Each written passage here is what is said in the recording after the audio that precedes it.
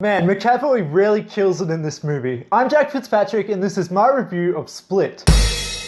So I was like super excited to see this one. In fact, it ranked very highly on my list of the most anticipated movies of the year. But with that, I have to say that Split didn't let me down at all. In fact, I loved it. So first things first, I should probably get to talking about the story. The Split follows the story of these three young girls who get abducted by this really creepy guy. This really creepy guy who just happens to suffer from a severe case of split personality disorder. And so from here, the abductor eerily brings these three girls into this underground bunker basement kind of place. And this is where most of the film is set. So it's kind of like a bottle episode of a TV show where the entire thing is shot in one location, and I always get super interested when it comes to these sorts of plots. Because often, due to the lack of the locations and the fact that it's kind of got a limited way that it could go, these sorts of movies and episodes of things often have to compensate with great writing and great characters. And if you ask me, Split definitely has these things.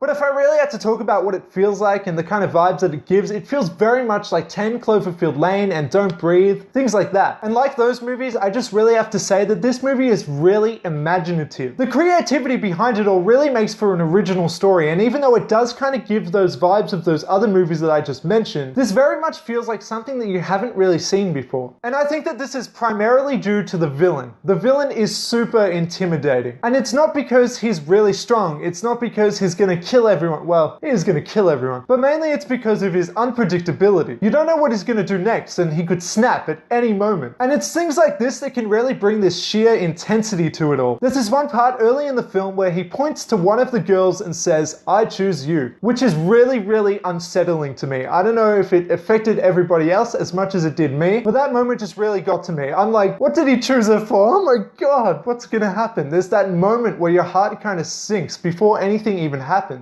And I think that this movie is full of moments like these, and the most impactful ones could be different from person to person. That was probably it for me. But man, I just really have to talk about James McAvoy and how much he just rocked to this role. Every little mannerism that he had, all of the tiny little facial expressions and nuances, everything that you can think of that makes a person unique, he portrayed accurately from character to character. And playing all of these different characters within the same body made it feel like that there was an infinite amount of possibility performance-wise. It seemed like McAvoy pretty much could have played anyone.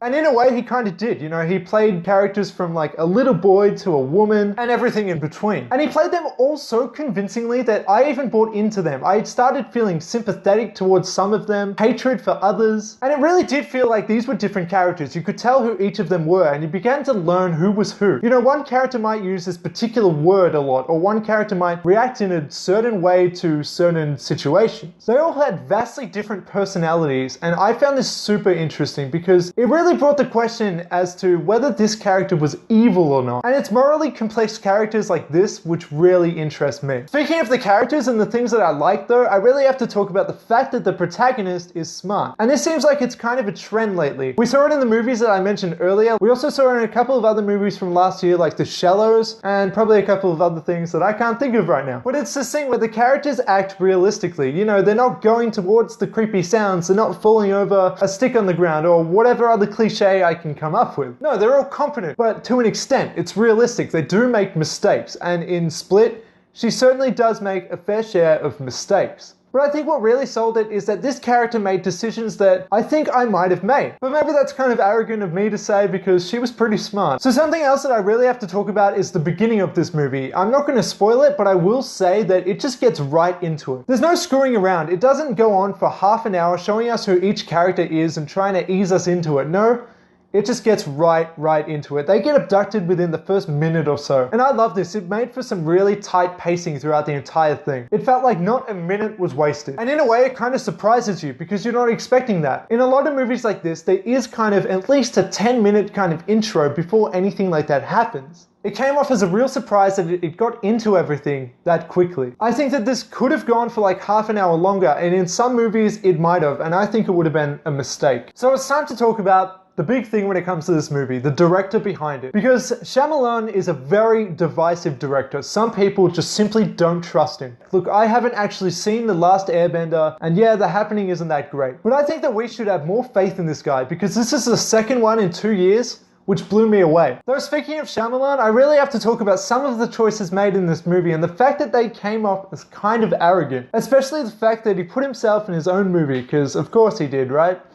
He's famous for that, isn't he? I don't remember. I think so. But like any movie by this guy, I really have to talk about something else that I liked about this movie quite a lot. But this is something that I don't think I really understood everything of, I don't think I really caught everything, and maybe I need to watch it for a second time to catch more things. And that's the symbolic meanings, the metaphors, and the ambiguous themes throughout the entire thing. Like most of Shyamalan films, it had this kind of cleverness to it. It seemed like the movie was commenting on humanity. It took the whole nature versus nurture argument and turned it on its head. And it also took sort of an insightful look on the idea of evil, as well as mental health problems, and the way that we as people perceive them and those who suffer from them. In fact, that's another thing that I really wanted to talk about when it came to this movie. At a first glance, you might think that this movie would be exploitive of mental health problems. But mostly it's really that he's just dangerous. But it's not really his fault, and we see this from the point of view of his psychiatrist. We often see this point of view where he's just a guy that kind of needs help. And when he does go down that dark route, it's kind of tragic. But yeah, I really love Split. It was creepy, it was just a little bit funny, and James McAvoy's performance just blew me away. So let me know what you thought about Split, because I know it's been a little bit divisive. Let me know what you thought about this review, and like, comment, share, subscribe, all that stuff, blah blah blah. And see me next time, and yeah.